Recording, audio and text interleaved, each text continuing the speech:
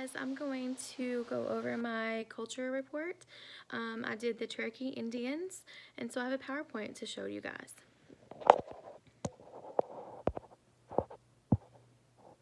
Make sure that's lined up. Okay, so the Cherokee Indian culture. This is the Cherokee flag. The flag contains a 7-pointed star in the middle, inside of a wreath of oak leaves. This symbolized the internal flame of the Cherokee people. The date at the bottom is a representation of the first Cherokee Nation Constitution that was signed after being relocated to the Indian Territory. The 7 yellow stars around there that you see represent the 7 different clans. The black star is to remember those who died on the Trail of Tears. You see that up there in the top right-hand corner. Communication and language. The Cherokee language branched off the Iroquoian language 35 to 3,800 years ago. There are 2 dialects within the language, Kituwa, which is mainly spoken in North Carolina, and then the Otali, which is spoken mainly in Oklahoma. Although most Indians today speak the English language, that is their pretty much first language. You don't hear them speak of the other 2 unless they're around their tribes or on the actual nations. Religious and spiritual beliefs. The Cherokee people attend Christian churches of today's world. You find them in the Baptist, Methodist, and Presbyterian communities. Those are the main ones. Still, some of them hold on to traditional spiritual beliefs as well.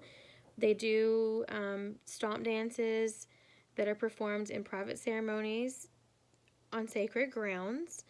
There's not a lot of information over those as they are sacred. The Cherokee value spirituality as a way to provide hope and to make bonds with people. Cultural values and belief. The strength of integrity, courage, perseverance, character, and humility are highly valued within the Cherokee Indians. They do not like people from the outside of their family or tribe to interfere with their choices. So if they're sick in the hospital and there's a major life-changing event, they want to discuss that with their family or their tribe before making their choices. They say that maintaining a sense of humor is seen as a way to manage stress and make wise decisions. Illness concerns. Cherokee Indians are prone to developing cancer, obesity, diabetes, cardiovascular disease, and renal disease. Those are the top ones. Obesity really leading them into the diabetes and cardiovascular disease and renal disease if they don't take care of themselves properly. However, that they have embraced today's medical advances and now seek treatment for the above diseases so they can control them better. Previously, they used medicine man and herbal medicine. Some herbs are still used today along with modernized medicine.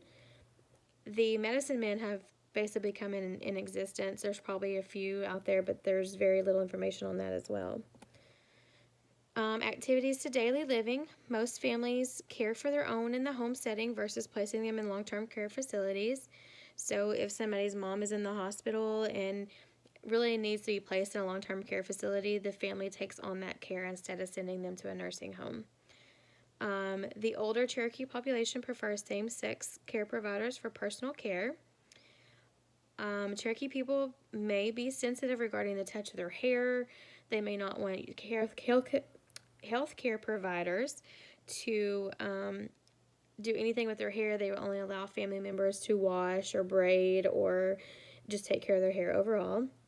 Again, asking their preferences on any type of care is a great way to learn exactly what that family needs. Different families in this culture value things or view things differently from what the text says, so they always ask is the best way to take care of that specific patient or client. Nutrition. The traditional foods were wild game, wild berries, and wild greens. Always, again, this is a great area to ask them their preferences. Some prefer to still eat those things, but a lot of the culture has changed their palate of what they eat. End-of-life care. The Cherokee expect the physical body to remain intact for burial. There is some text out there that does say that every now and then somebody may want to donate their organs. They may want to bury their loved ones in a tribal cemetery or even a private family cemetery.